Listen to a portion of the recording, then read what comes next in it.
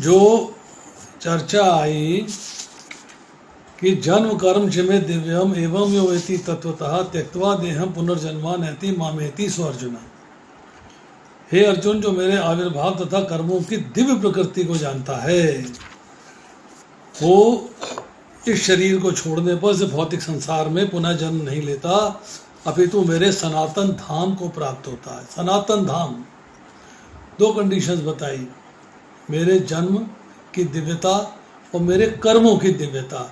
मेरे कर्म भी साधारण नहीं है, मेरे कर्म भी ट्रांसेंडेंटल हैं, मेरे कर्म भी दिव्य हैं। इन दोनों को जो जान लेता है। अब देखिए, ये एक छोटा सा ज्ञान योग का श्लोक है। ज्ञान योग, भगवान के बारे में हमारा विश्वास नहीं, भगवान के बारे में हमें पता नहीं, भगवान को हम जानते नहीं, भगवान को हम समझते नहीं। बट यहाँ क्या कहा जा रहा है कि अगर किसी सोर्स से, किसी की दी हुई नॉलेज से, किसी के सानिध्य से, किसी के सहयोग से, किसी के एसोसिएशन से अगर हम ये समझ लेते हैं कि भगवान दिव्य हैं, उनकी ट्रांसेंडेंटल एक्टिविटीज़ हैं, उनकी ट्रांसेंडेंटल बॉडी है, तो क्या होगा, हमारा भगवान में विश्वास हो जाएगा। एक बार विश्वास हो जाएगा तो फिर बात समझ में आएगी कि भाई हमें मुक्ति प्राप्त करनी है या इसी संसार में बारंबार आना है। अगर हमें मुक्ति प्राप्त करनी है तो फिर बात समझ में आ जाएगी कि मुक्ति कैसे प्राप्त करनी है, मुक्ति प्राप्त करने का फॉर्मेट क्या है, उसका तरीका क्या है, उसका सिस्टम क्या है। तो मुख्य बात क्या हो गई कि पहले भगवान के बारे में जानना, भगवान को समझना, उन पे मनन करना, उन पे ध्यान लगाना कि yes he is the worshipable object. वही एक जो है वर्शिप करने के लायक ऑब्जेक्ट हैं और मुझे उनकी वर्शिप करनी चाहिए, मुझे उनका ध्यान लगाना चाहिए, उनकी सेवा करनी चाहिए। श्रवणम कीर्तनम विष्णु स्मरणम पाद सेवनम अर्चनम वंदनम साख्यम दास्यम साख्य आत्मनिवेदनम, मुझे उस मार्ग पे चलना है। वो कब होगा, जब जन्म की दिव्यता और कर्मों की दिव्यता को अपने से सेपरेट कर लेंगे कि हम दिव्यता में नहीं हैं, हम तो माइक बुद्धि, हमारी माइक मन है, माइक बुद्धि है, माइक इंद्रियां है, माइक शरीर माया से बना हुआ, भगवान का नहीं है। तो जैसे ही हम जो है उस बात को स्वीकार कर लेते हैं तब हम जो है राइट एंड रॉन्ग में फैसला कर पाएंगे और हम चल पाएंगे कि यस हमें जो है अब किसी का डर नहीं है। क्यों, भक्त्या माम अभिजानाति, भक्त ही मुझे जान सकता है। अगर मैं भक्त बन जाता हूँ तो भगवान को जान सकता हूँ, और भगवान को जान सकता हूँ तो डेफिनेटली भगवान की सेवा में लग जाऊँगा, और भगवान की सेवा में लग जाऊँगा तो भगवान का प्रेम प्राप्त करूँगा, भगवान का प्रेम प्राप्त हो जाएगा तो भगवान का धाम प्राप्त हो जाएगा। अब यहाँ पर जो है प्रभुपाद जी जो है पुरुष बोधनी उपनिषद से कह रहे हैं, एको देव्यो नित्यलीना रूपतो भक्तव्यापी हृदय अंतरात्मा। एक भगवान अपने निष्काम भक्तों के साथ अनेकानेक दिव्य रूपों में सदैव संबंधित हैं। भगवान के अनेक अवतार हैं, आप किसी भी अवतार के साथ अपने आप को संबंधित कर सकते हो, किसी भी अवतार के साथ रिलेशनशिप मेंटेन कर सकते हो, किसी के अवतार की भक्ति कर सकते हो। कोई रामचंद्र जी की कर रहा है, कोई नरसिंह भगवान की कर रहा है, कोई हरा भगवान की कर रहा है, कोई मत्स्य भगवान की कर रहा है, कोई बलराम जी की कर रहा है, कोई कृष्ण की कर रहा है, कोई परशुराम की कर रहा है। मतलब आप जो है उनके अलग अलग रूपों में, अलग अलग स्वांशों में जिन्होंने अवतार लिए हैं, उनमें किसी के साथ भी अटैच हो सकते हैं। अब जो कोई भगवान कृष्ण को परम ब्रह्म करके जानता है या उनसे ये कहता है कि आप ही वही परम ब्रह्म श्री भगवान हैं, तो निश्चित रूप से अविलंब मुक्त हो जाता है। तो बात मैंने समझाई कि जान लिया, अरे भाई जानने के बाद अब जानने के ऊपर चलोगे। जान लिया है, मैं उसको प्रैक्टिस करूँगा, मुझे समझ में आ जाएगी कि भगवान से मेरा संबंध क्या है, संबंध को कैसे निभाना है, और निभाना शुरू कर दूँगा, मतलब भक्ति में आ जाऊँगा। जैसी भक्ति में एडवांस करूँगा मेरा अल्टीमेट गोल क्या होगा, भगवत धाम जाना, और जो मुझे प्राप्त हो जाएगा।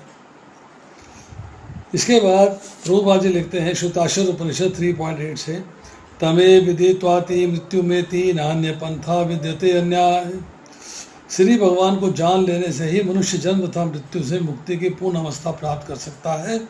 इस सिद्धि को प्राप्त करने का अन्य कोई विकल्प नहीं है। यहाँ ये ज्ञान योग का छोटा सा श्लोक है कि आपको जब ज्ञान हो जाता है कि जन्म से मृत्यु से छुटकारा पाना है, भगवान के धाम जाना है, तो आप जो है इस रास्ते पे चलते हो क्या कि भगवान के जन्म को, भगवान के कर्म को दिव्य समझें और उसी दिव्यता को अंडरस्टैंड करके उसको फॉलो करें। यही है कि जो श्री कृष्ण को भगवान के रूप में नहीं मानता वह अवश्य ही तमोगुनी है और मधु पात्र को केवल बाहर से चाट कर या भगवद गीता की संसारी विद्वतापूर्ण विवेचना करके मोक्ष को प्राप्त नहीं कर सकता। आपने एक बॉटल में शहद रखा है तो शहद को खाना पड़ेगा, बाहर से नहीं चाट सकते आप। मतलब सुपरफिशियली भगवद गीता का ज्ञान प्राप्त कर लिया, सुपरफिशियली भगवान का ज्ञान प्राप्त कर लिया, सुपरफिशियली भगवान को जान लिया नहीं होगा, डेप्थ में जानना पड़ेगा। डेप्थ क्या है? कृष्ण ही तत्व है। एवं यो वेति तत्वता, कृष्ण ही तत्व है, इस बात को समझना पड़ेगा। अतः मनुष्य को चाहिए कि श्रद्धा तथा ज्ञान के साथ कृष्ण भावनामृत का अनुशीलन करे।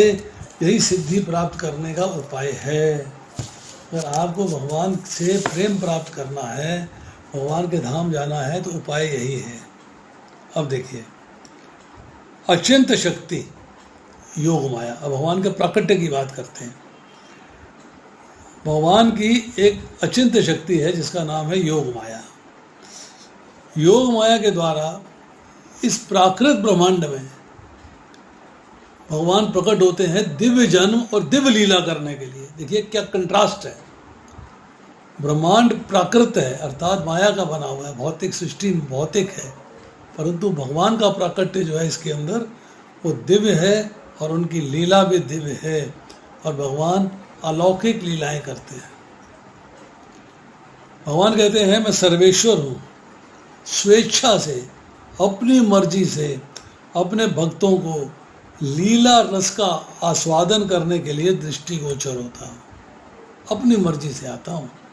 आपने अनुरोध किया, मेरी मर्जी हुई, मैं आ गया। कंपल्शन नहीं है, आपने रिक्वेस्ट करी है, आपने अनुरोध किया है, मेरा मन किया है, मैं आ गया हूँ। इस प्रकार जन्म एवं लीला के स्वरूप तत्व को जो जान लेता है उसको इजीली मोक्ष की प्राप्ति हो जाती है। ही गेट्स मोक्ष इमीडिएटली। अब तत्व, तत्व शब्द जो है उसमें है तत्, तत्व। तो तत्व जो है, तत् का मतलब है ब्रह्म, अर्थात कृष्ण ही ब्रह्म है। ब्रह्मण्यो देवकी पुत्रा, ब्रह्मण्यो मधुसूदन, ब्रह्मण्यो पुंडरीकाक्ष, ब्रह्मण्यो विष्णुच्युत, अर्थात देवकी पुत्र ही ब्रह्म है। जिन्होंने मधु नामक असुर का वध किया है वही ब्रह्म है, अर्थात वही भगवान है। जिनकी आंखें कमल की पंखुड़ी के समान है वही भगवान है, वही ब्रह्म है। और जो भक्तों की रक्षा करने से चूकते नहीं और अपनी स्थिति से कभी गिरते नहीं, वही ब्रह्म है, वही भगवान कृष्ण है। ये बात जो है शास्त्र में कही गई है आत्म प्रबोधिनी में। अब तत् मतलब मेरा जन्म और मेरा कर्म ब्रह्म से अलग नहीं है, क्योंकि मैं ही ब्रह्म हूँ, यही तत्व है। एको देवो नित्य लीला वृत्तो भक्त व्यापी भक्ति हृदय अंतरात्मा। ये जो प्रभुपाद ने लिखा है पुरुष बोधनी श्रुति से, अचिंत भगवान जो अपनी लीलाओं में व्यस्त रहते हैं, भक्त के हृदय में प्रवेश करते हैं और उसकी आत्मा में वास करते हैं। भगवान के साथ व्यक्ति को, भगवान हर एक के हृदय में विराजमान है, परंतु आपकी भगवान के साथ डीप अटैचमेंट कितनी है ये डिपेंड करता है आप भगवान को कैसे प्रसन्न कर लेते हो, कैसे उनकी सेवा में लग सकते हो। इसके बाद जो अभी एक श्लोक यहाँ पर बोला है तमेव विद्वाति, इसमें क्या है कि इस महान से भी महान परम पुरुषोत्तम को मैं जानता हूँ। अविद्या रूप अंधकार से सर्वथा अतीत है। भगवान अविद्या में नहीं है, उससे अतीत है, तथा सूर्य की भांति स्वयं प्रकाश स्वरूप हैं।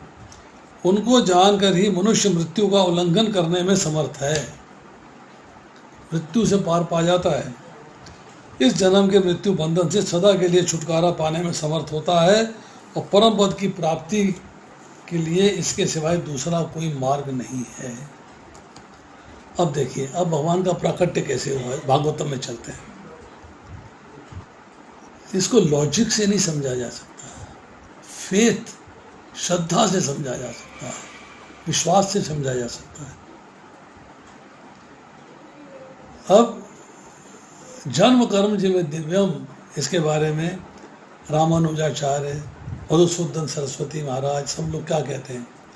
दिव्य मीन्स आम से अलग, अलौकिक, गुणातीत, अप्राकृत, आध्यात्मिक, ऐसा भगवान का जो है प्राकट्य है। श्रीधर स्वामी लिखते हैं दिव्य मीन्स अनकॉमन। अब क्या कहते हैं कि 10th कैंटो जब पढ़ते हैं भागवतम का, उसके आरंभ में है, तत्व का मतलब है भगवान को नाम, रूप, गुण, लीला, धाम के विषय में पूर्ण रूप से जानना। तो आप तत्व को जान गए। अब भगवान भगवान, भग मतलब जिसमें 6 ऐश्वर्य हैं, 6 प्रकार के ऐश्वर्य हैं, वान मतलब उन 6 प्रकार के ऐश्वर्यों को वहन करने वाला। अब भगवान शब्द जो है कई बार हम 2 मूड में इस्तेमाल करते हैं। नारद जी को भी भगवान कह देते हैं, शिव जी को भी भगवान कहते हैं, उमा जी को भी भगवान कहते हैं, और विष्णु कृष्णा उनको भगवान कहते हैं। मतलब एक अर्थ होता है कि भगवान की एक्सपेंशंस को भगवान कहा जाता है, और दूसरी जगह पे हम भगवान का प्रयोग करते हैं कई बार उसको मान और सम्मान देने के लिए। भगवान बताइए क्या हाल है आपके, आप तो भगवान है नहीं, आप तो भगवान है नहीं, पर आपको मान और सम्मान दिया जा रहा है। अब भगवान ने योग माया को इंस्ट्रक्ट किया है। योग माया क्या करती है कि भगवान को, जो भगवान जी का 7वां अवतार है, बलराम जी हैं, 7वां बच्चा जो था, उसको जो है वो देवकी के वोम से, देवकी के गर्भ से उसको रोहिणी के गर्भ में ट्रांसफ़र कर देती है। इसीलिए उनको जो है कहा जाता है कि संकर्षण, संकर्षण मतलब उनको कर्षित किया गया, आकर्षित किया गया रोहिणी के वोम में। अब आते हैं 8वें अवतार की चर्चा। भगवान वासुदेव के हृदय में अपने सारे अंशों के साथ प्रवेश करते हैं। देखिए प्राकट्य कैसा हो रहा है उसको समझिएगा। वासुदेव के हृदय में अपने सारे अंशों के साथ प्रवेश करते हैं, इसको कहा जाता है आनक दुदुम्भी। मतलब वासुदेव के हृदय में सारे ऐश्वर्यों के साथ। वीर से संबंध नहीं है, धातु से संबंध नहीं है, ये एक नेचुरल प्रक्रिया है कि भगवान ने वासुदेव जी के हृदय में प्रवेश किया। अब जन्म की दिव्यता क्या है, जन्म की ट्रांसेंडेंटलिस्ट क्या है कि मैथुन से उत्पन्न नहीं हुए, अवतार लिया है वासुदेव जी के मन में।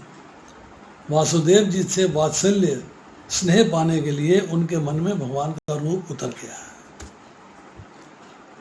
अब देवकी ने फिर भगवान को अपने मन में धारण किया है।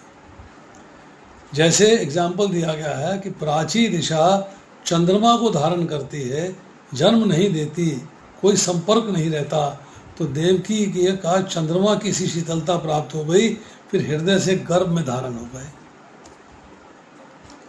सब देवता प्राणी भगवान के भीतर है, भगवान देवकी उदर में है पर प्रकाशित नहीं है, तेज नहीं दिखता। एग्जाम्पल क्या है, दीपक घड़े में है पर बाहर उसका तेज दिखाई नहीं देता है। तो भगवान का प्राकट्य जो है वो साधारण नहीं है। 4 भुजाधारी विष्णु स्वरूप में जो है ना, भगवान जो है देवकी के समक्ष जो है प्रकट होते हैं कारागृह के अंदर। जब देवकी उनसे कहती है मैं आपको शिशु रूप में देखना चाहती हूँ, तो भगवान ने अपने आप को शिशु रूप में परिवर्तित कर लिया। अब आती है श्लोक संख्या 10। वीतराग भय क्रोधा मनमया माम उपाश्रिता बहवै ज्ञान तपसा पूता मत भावम आगता। आसक्ति भय तथा क्रोध से मुक्त होकर, मुझ में पूर्णता लीन होकर और मेरी शरण में आकर बहुत से व्यक्ति भूतकाल में मेरे ज्ञान से पवित्र हो चुके हैं। इस प्रकार उन सबों ने मेरे प्रति दिव्य प्रेम को प्राप्त किया है। जो भौतिकतावाद में लीन हैं उनके लिए समझ पाना असंभव सा है कि भगवान व्यक्ति का रूप भी धारण कर सकते हैं। समझ नहीं पाते, तो भगवान है, व्यक्ति कैसे बन गए? कंफ्यूज्ड। भौतिकतावादी इसकी कल्पना नहीं कर सकते हैं कि भगवान ने भौतिक शरीर धारण किया है, मतलब भौतिक के लायक, मतलब भौतिक के समान शरीर धारण किया है, परंतु शरीर जो है सच्चिदानंदमय है और नित्य है, ट्रांसेंडेंटल है। भौतिकतावादी थिंकिंग क्या है कि शरीर नाशवान है, अज्ञान में है, अत्यंत दुखमय होता है। अरे भगवान भी तो मर गए जब तीर लगा था, तो मतलब वो मरने में कोरिलेट कर दिया। भगवान वहाँ से एक लीला रच के अपने धाम गए हैं। बालखा तीर्थ में भगवान ने लीला रची है कि वो व्याध के द्वारा तीर लगा है और वहाँ से अपने धाम को गए हैं। वो मरे नहीं, भगवान कभी मर नहीं सकते। ये भ्रांति लोगों के दिमाग में है। देखा किशन जी भी मर गए थे, अब वह तो सही गुजरात के अंदर जगह जब तीर लगा था और भगवान मृत्यु को प्राप्त हो गए थे। No no no no no, never. तो ऐसे भौतिकतावादी पुरुषों के लिए विराट भौतिक जगत का स्वरूप ही परम तत्व है। वो समझते हैं कि जो भौतिक सृष्टि हमें दिखाई दे रही है यही भगवान का स्वरूप है, यही भगवान है। आध्यात्मिक जीवन भी व्यक्तिगत तथा साकार होता है, तो इसे पुनः व्यक्ति बनने से भयभीत हो उठते हैं। लगता है वे निराकार शून्य में तदाकार होना पसंद करते हैं। भाई भौतिक शरीर में दुख मिलता है, समझ में आ गई बात। तो मैं परमात्मा में लीन हो जाना चाहता हूँ। कैसे लीन होना चाहता हूँ कि जैसे समुद्र का पानी जो है उसकी एक बूंद समुद्र में लीन हो जाती है, दिखती नहीं है, ऐसे वो भी लीन होना चाहते हैं। और मूर्खतावश ये निष्कर्ष निकालते हैं कि परम कारण जैसा कुछ नहीं है, अतः प्रत्येक वस्तु अंतर्गोत्वा शून्य है। वो समझते हैं पृथ्वी समाप्त हो गई, भगवान भी समाप्त हो गए, संसार समाप्त हो गया, भगवान भी समाप्त हो गए। तो ऐसी भावना जो है भौतिकतावादी लोगों के मन में आ जाती है। मनुष्य को भौतिक जगत के प्रति आसक्ति की तीनों अवस्थाओं से छुटकारा पाना होता है। तो भौतिक जगत के प्रति आसक्ति, उसकी 3 स्टेट्स हैं, 3 कैटेगरीज हैं। पहली, आध्यात्मिक जीवन की उपेक्षा।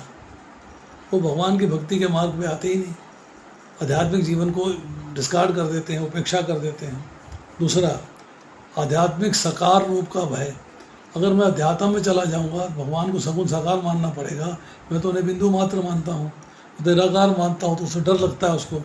और जीवन की हताशा से उत्पन्न शून्यवाद की कल्पना। वो जीवन जो है वो दुख में है, हताशा में है, वो इतने सब कुछ जीरो है, सब शून्य है, कुछ नहीं है, भगवान नहीं है, कुछ नहीं है, सब जीरो है। अब इसके लिए प्रभुपाद कहते हैं, जीवन की तीनों अवस्थाओं से छुटकारा पाने के लिए प्रामाणिक गुरु के निर्देशन में भगवान की शरण ग्रहण करना और भक्ति में जीवन के नियम विधि विधानों का पालन करना आवश्यक है। अब इसमें इम्पॉर्टेंट बात कही गई है भक्ति रसामृत सिंधु के अनुसार, आदो श्रद्धा ततो साधु संग अथ भजन क्रिया ततो अनर्थ निवृत्ति स्यादतो निष्ठा रुचि तथा अथा शक्ति ततो भावस्तथा प्रेमाभ्युदिंचति साधना कामयम प्रेणम पादो भावे भवेत क्रम। इसमें जो है उन 9 स्टेप्स की चर्चा हुई है जिससे कि आप भगवान का प्रेम प्राप्त करते हो। डिटेल्स में बाद में चर्चा करेंगे, शॉर्ट में बता देता हूँ। आप कोई भी व्यक्ति जो कृष्ण भाव नामृत में आता है, सबसे पहले उसको किसी का सानिध्य प्राप्त होता है, साधु संग मिलता है, तो वो जो है भगवान के प्रति श्रद्धा डेवलप करता है। अब श्रद्धा आ गया पहला स्टेप। जब श्रद्धा डेवलप करता है तो साधु संग बढ़ जाता है, तो साधु संग हो जाता है। जब साधु संग होने के बाद बताते हैं कि भी आपको अनर्थ निवृत्ति करनी है, आपको भजन क्रिया करनी है। तो भजन क्रिया में श्रवणम कीर्तनम विष्णु स्मरणम पाद सेवनम अर्चनम वंदनम दास्यम साख्य आत्मनिवेदनम, ये 9 विधियों को समझता है और इनका पालन करता है। अब करता है अनर्थ निवृत्ति। अनर्थ निवृत्ति का मतलब है जो ऑब्स्टेकल्स आपकी भक्ति में हैं उनको हटाना। खान पान में है, जप करने में है, भगवान की सेवा करने में है, जो भी रुकावटें हैं, जो ऑब्स्टिकल्स हैं, जो स्टम्बलिंग ब्लॉक्स हैं, उनको हटाना मतलब अनर्थ निवृत्ति हो गई। जब ये सारे कार्य हो जाते हैं तो जो श्रद्धा थी पहले लेवल पे, अब वो निष्ठा में कन्वर्ट हो जाती है, अटूट श्रद्धा हो गई। निष्ठा में कन्वर्ट हो गई तो रुचि आई, रुचि तथा रुचि आ गई। अब भगवान के मन में रुचि हो जाती। अच्छा, कहाँ जा रहे थे? अरे मैं ना वो रोड से निकल के जा रहा था, यहाँ से 2 मिनट का रास्ता है इस्कॉन टेम्पल, चलो दर्शन करता चलता हूँ। रुचि भगवान में, मतलब आप भगवान के दर्शन करना चाहते हैं, कथा सुनना चाहते हैं, क्लास में आना चाहते हैं, जप करना चाहते हैं, आपकी भगवान में रुचि हो गई क्रिएट। अब रुचि क्रिएट होने के बाद फिर आती है आसक्ति। आसक्ति मतलब अब कुछ और समझ में आता ही नहीं, समझ में आता ही नहीं। इतनी ज़बरदस्त आसक्ति है कि भगवान के सिवाय और कुछ समझ में आता ही नहीं। एक व्यक्ति जो है बैठा हुआ मेडिटेट कर रहा था, एक लड़की जो है व्यंजन पायल बजाते हुए सामने से 5-6 बार निकल गई, अपने प्रेमी को ढूंढ रही थी। तो उस भजन करने वाले ने, जब भजन उसका मेडिटेशन समाप्त हुआ, लड़की को बुलाया। उसे कहता, तेरे को दिखता नहीं कि मैं भजन कर रहा था, मैं भगवान में ध्यान लगाए हुए था और तूने मेरे ध्यान को तोड़ दिया। लड़की ने कहा, क्षमा कर दीजिएगा, माफ़ी दे दीजिएगा, माफ़ी मांगती हूँ। माफ़ किया। लड़की ने एक सवाल कर दिया, यदि आपसे एक सवाल करूँ बुरा तो नहीं मानेंगे? बोला, बोलो। बोली, मैं एक लड़के के प्रेम में पागल थी, मुझे आप दिखाई नहीं दिए। आप भगवान के प्रेम में पागल थे, आपको मैं कैसे दिखाई दे गई? वो लेवल आना चाहिए, और कुछ समझ में नहीं आ रहा है, केवल भगवान। जब वो आ जाएगा उसके बाद भाव आएगा, भाव के बाद कृष्ण प्रेम होगा। तो अतः भक्ति की मंद विधि से प्रमाणिक गुरु के निर्देश में सर्वोच्च अवस्था प्राप्त की जा सकती है। आपको प्रमाणिक गुरु का आदेश, उनका सहयोग, उनका सानिध्य मानना पड़ेगा। अब हम इसको समझते हैं, वीत राग भय क्रोधा, शब्दों को जरा लेके चलते हैं। राग क्या है? परमात्मा से विमुख और संसार के सम्मुख जो वस्तुएं नाशवान हैं, सीमित हैं, क्षण भंगुर हैं, उनमें मेरी अट्रैक्शन हो गई है। राग से आती है ममता, ममता आती है प्राप्त वस्तु में जो आपके पास है, और कामना होती है अप्राप्त वस्तु में जो आपके पास नहीं, उसकी कामना होती है। अब इससे आती है राग वाली जो वस्तु है जिससे आपकी अटैचमेंट है, वो प्राप्त हो जाती है तो लोभ जनरेट होता है, एक और हो जाए, ऐसा और मिल जाए, लोभ जनरेट हो गया। और अगर लोभ जो है, अगर मान लो आपको प्राप्ति में बाधा आती है, आपकी पूर्ति नहीं होती है, तो आपको क्रोध आता है। और जब क्रोध वाले व्यक्ति पे वश नहीं चलता है तो डर लगता है कि क्या मेरा फॉल डाउन ना हो जाए, मैं ना गिर जाऊं। अब राग में है आकर्षण संसार का। साइकिल पे चलते थे, स्कूटर आ गया, साइकिल छूट गया, कार आ गई, स्कूटर छूट गया, मर्सिडीज आ गई, कार भी छूट गई, सिंपल कार छूट गई। मतलब संसार में आकर्षण है, हाँ, तो भगवान में आकर्षण कम। भगवान में आकर्षण है, हाँ, तो संसार में आकर्षण कम। तो भगवान कहते हैं, मनमया माम उपाश्रता, कि मेरे आश्रय रहो, मेरे आश्रय, मुझ में तल्लीनता हो, संसार के आश्रय मत रहो, अपने आश्रय मत रहो, मेरे आश्रय रहो, मेरे आश्रय। अब वीत राग भय क्रोधा, वीत मतलब संसार से संबंध विच्छेद, राग मतलब सांसारिक वस्तुओं में आकर्षण नहीं होना चाहिए। आश्रय जो है भी हम लेते हैं, बड़ों का लेते हैं, माता पिता दादा दादी का आश्रय लेते हैं, पर उनसे भी बड़ा आश्रय भगवान का है, भगवान का आश्रय लेना चाहिए। उसके बाद भगवान में मन लग जाए तो आकर्षण भी भगवान का और आश्रय भी भगवान का, दोनों चीज़ें भगवान की। अब ज्ञान की बात हुई तो ज्ञान क्या है? भगवान के जन्म और कर्म की दिव्यता को तत्व से जानना, कृष्ण ही तत्व हैं, इस बात को समझना।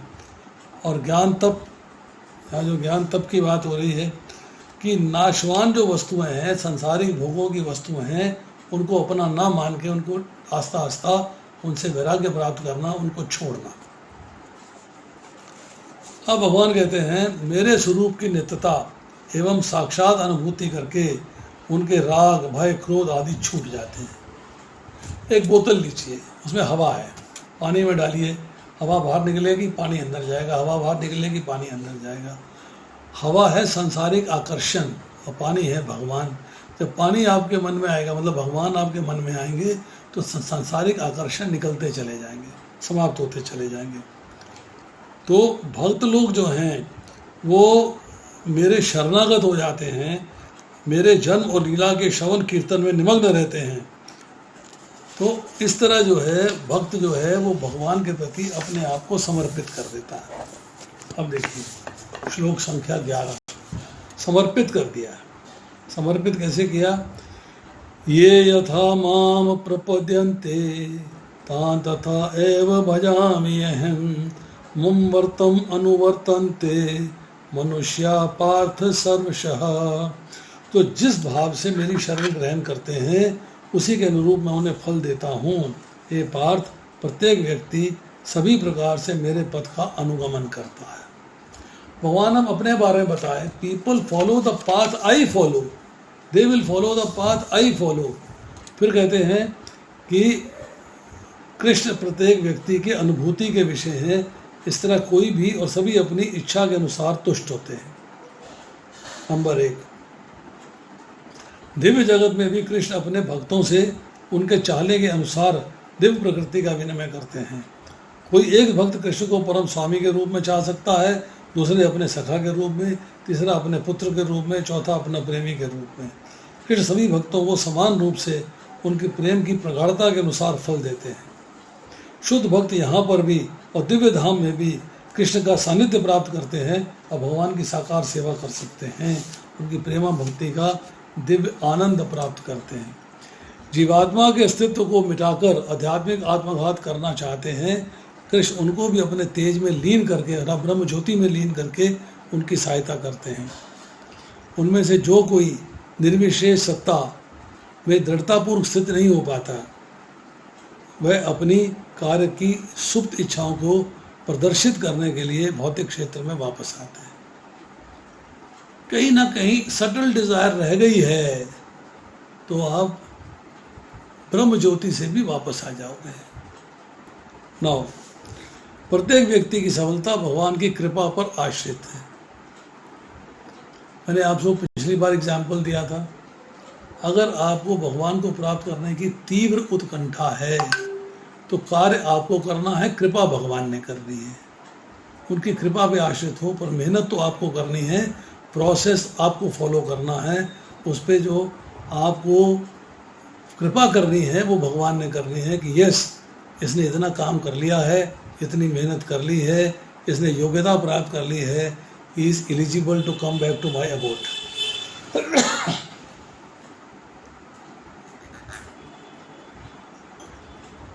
अब देखिए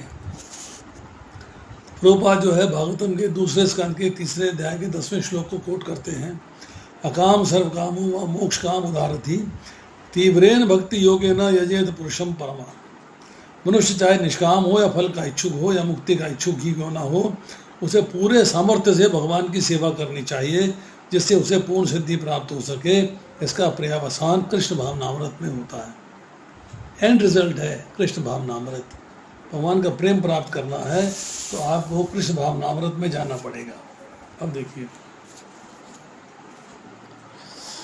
क्वेश्चन है एक कि आपके जो एकांत भक्त हैं, मतलब आपको ही भजते हैं, आपको ही भजते हैं, वे आपकी जन्म की लीला को नित्य मानते हैं, किंतु ईश्वर होने से आपकी उपासना अनेक प्रकार से साधन करते हैं। आप उन विविध प्रकार के उपासनों का भजन कैसे करते हैं, रिटर्न कैसे देते हैं, रिटर्न गिफ्ट कैसे देते हैं, ये सवाल आ गया। भगवान कहते हैं मेरे जिस स्वरूप का आश्रय लेकर उपासक मेरा भजन करता है, मैं भी उसे उस स्वरूप के अनुरूप फल प्रदान करता हूँ। नंबर 1, जन्म की लीला को सर्वथा नित्य मानकर उन लीलाओं में विशेष मनोरथ करते हुए मेरा भजन करता है। नित्य पार्षद नित्यता स्थापित करके भजन का शाश्वत फल मैं उसको प्रेम सेवा प्रदान करता हूँ। अब जन्म की लीला प्लस जन्म प्लस विग्रह भगवान की डेटी को माइक मानता है, नश्वर मानता है, समाप्त हो जाएगा कर उसको मानता है, तो नश्वर जन्म कर्म रूप माया के बंधन में डाल देता हूँ, घूमता रहता है, संसार में घूमता रहता है। तीसरा, योगी ज्ञानी जन्म कर्म को नित्य मानते हैं, विग्रह को सच्चिदानंद मानते हैं, बट ज्ञान की सिद्धि के लिए भजन करते हैं, उनको मैं ब्रह्मानंद की अनुभूति करा देता हूँ, अर्थात वो ब्रह्म ज्योति तक जाते हैं। ज्ञान योगी 8वां अध्याय 13वां श्लोक भगवद गीता का, उसके परपट का लास्ट पैराग्राफ पढ़ लीजिएगा, आपको क्लैरिटी मिल जाएगी। अब भगवान जो है रेसिप्रोकेट करते हैं। चिंतन आप कर रहे हो भगवान का, भगवान के लिए व्याकुल हो, भगवान से वियोग हो गया है, आपने सर्वस्व भगवान को अर्पण कर दिया है, भगवान को सखा, पुत्र, पति, सेवक सब तरह से मानते हो। जब आप इस लेवल पे आ जाते हो तो दिव्य लीला रस में जब आ जाते हो तो भगवान आपको दिव्य आनंद प्राप्त कराते हैं। भगवान कहते हैं कि जो मनुष्य भगवान को कॉपी करेगा मैं उसको प्रेम का बदला प्रेम दूंगा, I will return gift love. भक्त लोग जिस भाव से जिस रूप में भगवान की सेवा करना चाहते हैं भगवान को उसी रूप में आना पड़ता है। तन्ना झाड़ के यहाँ भगवान ने खेतों में काम किया ना, क्योंकि उन्होंने कहा आप आइए तो मैं मारूंगा, तो भगवान प्रसन्न हो गए, खेतों में काम किया उसके। उपनिषद कहता है बृहत आरण्यक 1:4-3, एकाकी न रमते, अर्थात अकेले भगवान का मन न लगा तो वही भगवान अनेक रूपों में प्रकट होकर खेल खेलने लगे। जब भक्तों के मन में इच्छा हुई तो भगवान खेल खेलने लगे। अब देखिए, किंतु आज जैसे पहले कहा कि किंतु आपकी उपासना अनेक प्रकार से साधक करते हैं, तो भगवान ने बताया कि मैं उनको उसी के अनुरूप फल दे देता हूँ। इसी प्रकार केवल मेरे भक्ति मेरा आश्रय नहीं लेते, अपितु कर्मी, योगी, ज्ञानी तथा अन्य देवी देवताओं को उपासक भी मेरे पद का अनुसरण करते हैं, क्योंकि मैं ही सर्व उपास्य हूँ, सबसे ज़्यादा उपासना मेरी होती है। अब देखिए श्लोक संख्या 12। यस, कांक्षता कर्मणाम सिद्धिम व्ययन्ते इह देवता, क्षिप्रम ही मानुषे लोके सिद्धि भवति कर्मजा। इस संसार में मनुष्य सकाम कर्मों में सिद्धि चाहते हैं, फलस्वरूप देवताओं की पूजा करते हैं। निसंदेह इस संसार में मनुष्यों को सकाम कर्म का फल शीघ्र प्राप्त होता है। अब भगवान ने अपना और देवताओं का कंपैरिजन बता दिया। इस जगत में देवताओं के विषय में भ्रांत धारणा है और विद्वता का दम भरने वाले अल्पज्ञ मनुष्य इन देवताओं को परमेश्वर के विभिन्न रूप मान बैठते हैं। अरे सारे भगवान तो हैं, सारे उन्हीं के रूप हैं, ऐसी फीलिंग है लोगों की, ऐसा विचार करते हैं। ईश्वर तो एक है किंतु अंश अनेक हैं। वस्तुतः ये देवता ईश्वर के विभिन्न रूप नहीं होते, किंतु वे ईश्वर के विभिन्न अंश होते हैं। एक स्वांश होता है, एक भिन्नांश होता है, तो ये भिन्नांश है, उनके विभिन्न अंश हैं, स्वांश नहीं है। सभी देवताओं को इस भौतिक जगत का प्रबंध करने के लिए शक्तियाँ प्राप्त हैं। ये देवताएं जीवात्माएं हैं, नित्यानाम, उन्हें विभिन्न मात्रा में भौतिक शक्ति प्राप्त है। ब्रह्मा तथा शिव जी जैसे बड़े देवता भी परमेश्वर की समता नहीं कर सकते। वास्तव में भगवान की पूजा ब्रह्मा तथा शिव जैसे देवताओं द्वारा भी की जाती है। शिव विरंचिनुतम, तो भी आश्चर्य की बात है कि अनेक मूर्ख लोग मनुष्य को देवताओं की पूजा उन्हें अवतार मानकर करते हैं।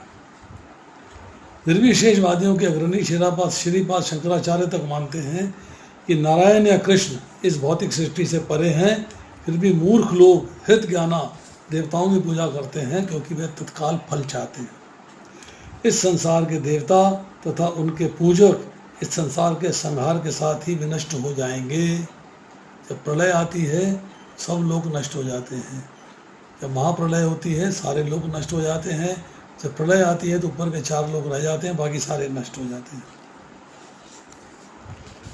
ऐसे मूर्ख व्यक्ति इस संसार में कष्टों के स्थायी निवारण के लिए कृष्ण भावनाओं में अभिरुचि नहीं दिखाते। थोड़े से इंद्र सुख के लिए शक्ति प्राप्त जीवों की पूजा करते हैं जिन्हें देवता कहते हैं। तो देवताओं से क्या है कि आपको लाभ जल्दी प्राप्त होता है, you get the benefit very quickly. अब देखिए,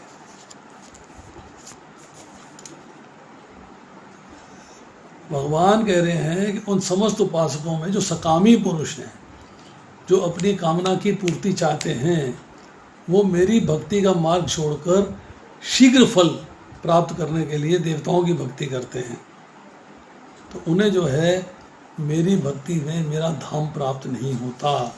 दे don't go to my abode, उनको मेरे धाम की प्राप्ति नहीं होती। अब देखिए, अब यहाँ जो है भगवान कहते हैं 12वें श्लोक के अंदर, तो मैंने आपसे बताया कि जो देवताओं की पूजा करते हैं वो देवलोक में जाते हैं। ये 7वें अध्याय में भी मिलेगा और 9वें अध्याय में भी मिलेगा। बट समस्या क्या आती है कि अगर हम जो है भगवान की भक्ति करेंगे तो भगवान के साथ हमारा एक संबंध है, उस संबंध हमें जो है क्या देता है ये समझिए जरा, क्या देगा समझिए। 4थे अध्याय के 11वें श्लोक में भगवान ने कहा, जो मुझे जिस भाव से स्वीकार करता है उसे उसी भाव से स्वीकार करता हूँ। मेरी प्राप्ति बहुत सरल तथा सुगम है, फिर भी लोग भगवान का आश्रय क्यों नहीं लेते, देवताओं के आश्रय में क्यों जाते हैं, भगवान का आश्रय क्यों नहीं लेते, देवताओं के आश्रय में क्यों जाते हैं। कांक्षतः कर्माणाम सिद्धि भजंता ये देवता। देखिए, मनुष्य को नवीन कर्म करने का अधिकार मिला है, कर्मण्येवाधिकारस्ते मा फलेषु कदाचन। अब कर्म करने से सिद्धि होती है, जो भी आप भौतिक संसार में कर्म करके भौतिक सिद्धि प्राप्त कर सकते हो, आध्यात्मिक संसार में कर्म करके आध्यात्मिक सिद्धि प्राप्त कर सकते हो। अब हमारे मन के अंदर, हमारी कॉन्शियसनेस में बात बैठी हुई है कि कर्म किए बिना कोई वस्तु मिलती नहीं। अब भगवान भी तो कर्म के द्वारा ही मिलेंगे, अकर्म, उसकी चर्चा आगे आएगी श्लोकों में। भगवान के लिए भी तो कर्म करना पड़ेगा, जप करते हैं, कथा सुनते हैं, कथा पढ़ते हैं, सब चीज़ें कर्म ही तो है। भगवान के लिए भी कर्म करना पड़ेगा, तप है, ध्यान है, समाधि है, सब भगवान के लिए लगानी।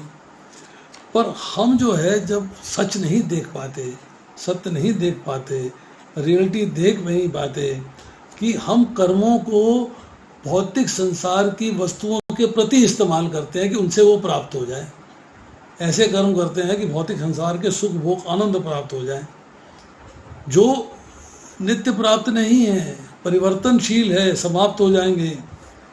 पर भगवान सर्वत्र परिपूर्ण है, कर्मजन्य नहीं है। सकाम कर्मों से भगवान नहीं प्राप्त होने वाले, भगवान प्राप्त होते हैं निष्काम भाव से कर्म करने से।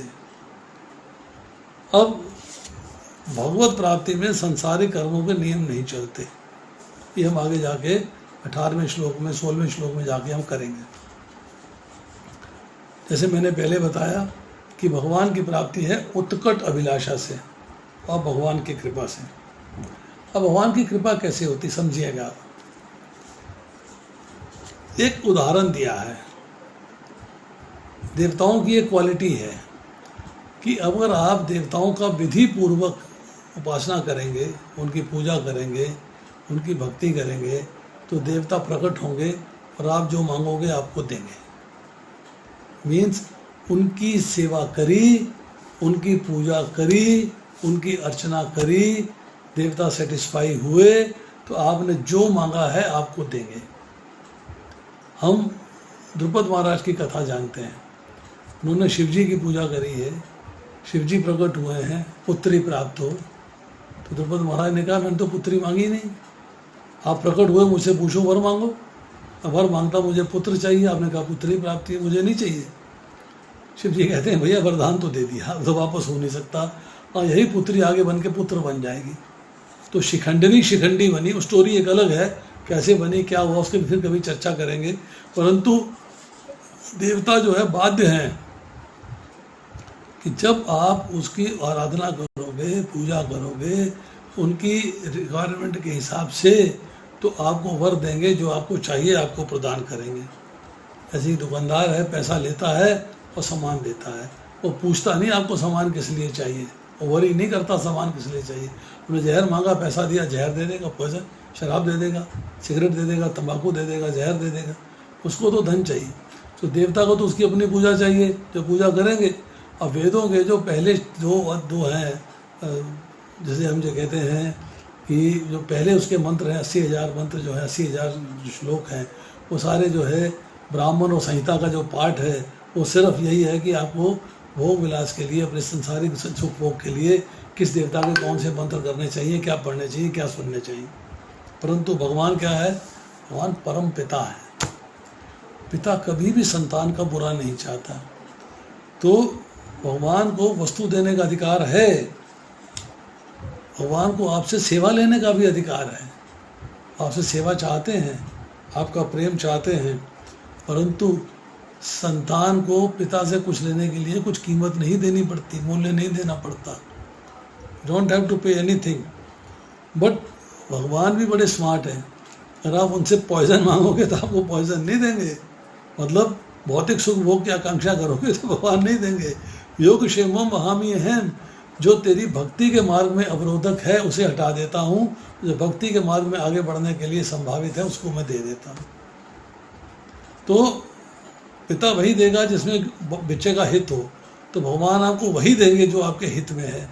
देवता वही देंगे, हित नहीं देखते। वो देखते हैं इसको ये चाहिए, इसने मेरी पूजा सेवा ध्यान से करी है, ठीक तरीके से करी है, इसको प्रोवाइड कर दो, इसको दे दो।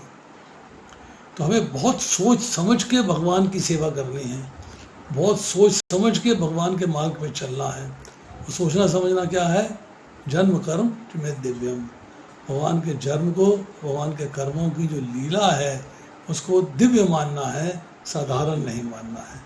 तो हम जो है भगवान के सनातन धाम को प्राप्त हो जाएंगे। हरे कृष्णा। यस प्रभु, thank you very much, thank you all.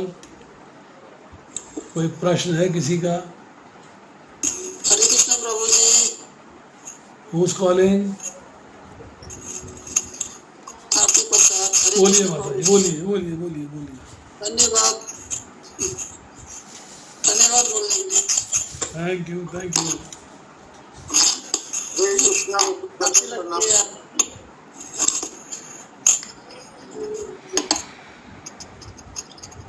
Hare Krishna. Yes प्रभु, कहिए। हाँ जी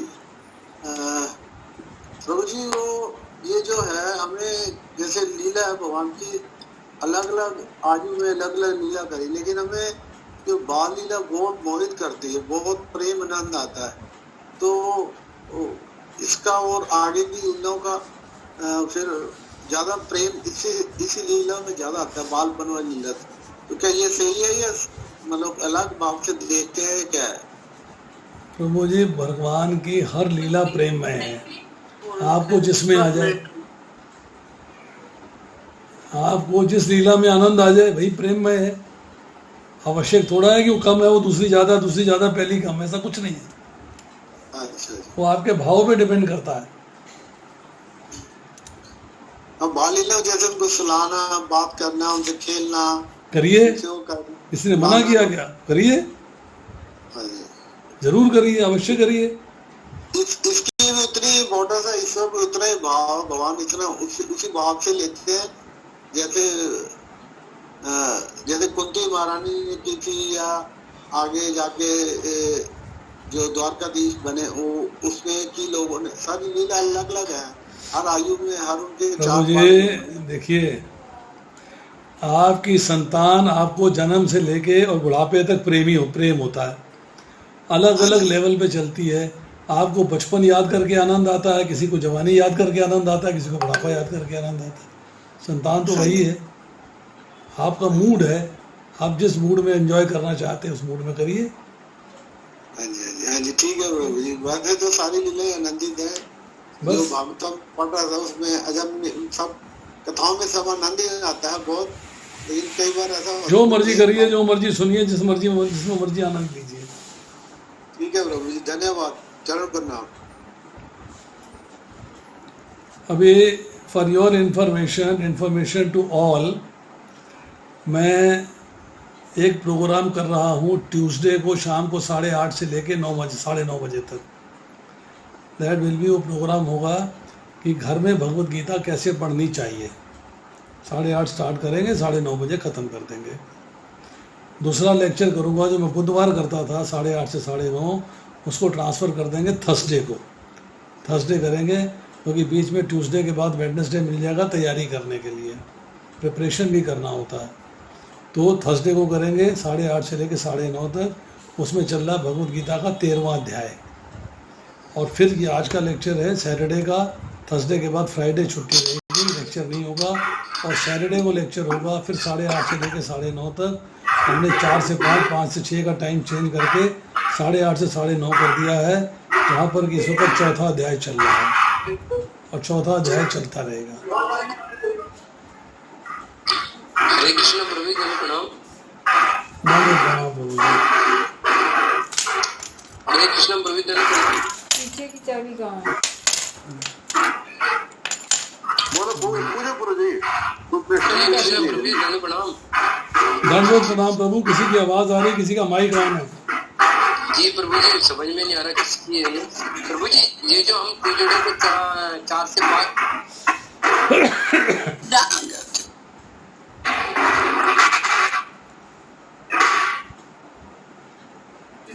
पूछ लीजिए प्रभु जी, जो भी प्रश्न है पूछ लीजिए। हाँ, प्रभु जी, जो 8:30 से 9:30 कर रहे हो, वो ट्यूजडे को 4 से 5 की वो। प्रभु जी 4:30 से 5 बजे तक के प्रोग्राम में थोड़ी प्रॉब्लम्स आ रही हैं, इसलिए मैंने कर दिया है एक सिमेट्रिकल, कि सबको भी याद रहे कि 8:30 बजे प्रोग्राम करना है। Tuesday, Thursday, Saturday, Monday, Wednesday and Friday छुट्टी रहेगी, क्योंकि मैं संडे को मेरा जो है सवेरे भागवतम होती है, दोपहर का लेक्चर कहीं है, शाम का लेक्चर पानीपत में है। एक दिन में 3 लेक्चर करता हूँ। उसके बाद मैं इतना थक जाता हूँ कि मंडे में फिर प्रोग्राम नहीं कर पाता। मंडे मेरा मुश्किल हो जाता है। और कई बार मंडे मुझे दुबई ग्रुप के लिए लेक्चर करना पड़ता है, क्योंकि मेरी संडे को कई बार गाड़ी 350 किलोमीटर गाड़ी में बैठना पड़ता है, 450 किलोमीटर, 350 किलोमीटर। सवेरे फरीदाबाद चला गया, वहाँ से गुड़गांव चला गया, वहाँ से पानीपत चला गया, तो एग्जॉस्ट हो जाता हूँ मैं। अब कोई व्यक्ति मेरी एज में करके दिखाए ना इतना काम, तो मान जाऊँ उसको। और मैं करता हूँ, ठाकुर जी की सेवा करनी है तो करनी है बस। और थोड़ा एज के हिसाब से थोड़ी सी एग्जॉशन हो जाती है। थोड़े अभी टेस्ट भी कराए हैं, अभी मैंने मंडे को फिर जाना है टेस्ट कराने के लिए। आज भी टेस्ट करा के आया हूँ मैं। तो थोड़ा हार्ट में प्रॉब्लम है, एक वाल्व हार्ट का सिकुड़ा हुआ है, आर्टरीज में प्रॉब्लम है, सांस फूल जाता है, सीढ़ी चढ़ने पे सांस फूल जाता है, तेज़ चला नहीं जाता है। तो थोड़ी सी समस्याएं हैं। इन समस्याओं को डील करते हुए मैंने सोचा है कि एक दिन छोड़ के लेक्चर करूँगा, ट्यूसडे, थर्सडे, सैटरडे। ट्यूसडे 8:30 से 9:30, थर्सडे 8:30 से 9:30 और सैटरडे 8:30 से 9:30। हरे कृष्णा प्रभु जी, कल तो सुबह लेक्चर है आपका भागवतम का हमारा। करेंगे माता जी, कल सुबह करेंगे जी। ये इस ग्रुप में भी मैं क्या सोचती है अनाउंस कर देते हैं। अब लिंक भेजो ना इनको, तब तो पता लगे अनाउंस करने से क्या होगा। लिंक तो प्रभु जी आपके पास है ना? मेरे पास सबके फ़ोन नंबर थोड़ा है। नहीं, हाँ, इसी ग्रुप में डाल देते हैं ना प्रभु जी। लिंक डालो ना सबको, सबके जो सबका ग्रुप बनाओ, जो ग्रुप बना हुआ है उनसे बोलिए कि उस ग्रुप के अंदर जो है फ़ोन में लिंक दे दे। प्रभु जी, ये जो अभी ग्रुप हमने आज ज्वाइन किया है, ये ग्रुप भी तो बना हुआ है ना? हाँ, ये ग्रुप बना हुआ है, इस ग्रुप में डालते हैं प्रभु जी। आप इनको लिंक भेजो ना, इनको लिंक आएगा तभी तो अपने ग्रुप में डालेंगे। अच्छा, नहीं भेजना किसको है? या मुझे नहीं पता। तो मैं कैसे जाऊँ? यहाँ से निकल जाओ, मैं ताला मार दूंगा। आप प्रभु जी इसमें ग्रुप में डाल दीजिए। वो लिंक आप गीता ग्रुप में डाल दीजिए माता जी। लिंक तो है हमारा, वो डाल दीजिए। सुबह को भागवतम क्लास है और बहुत अच्छी क्लास होती है, 8:45 से लेके 9:45 बजे तक, 9 बजे तक। आप लिंक शेयर कर दीजिए ना, तो सब लोग शेयर कर रहे हैं। मैं अभी 5 मिनट के अंदर अंदर आपको इसी ग्रुप में वो लिंक शेयर करती हूँ, ठीक है?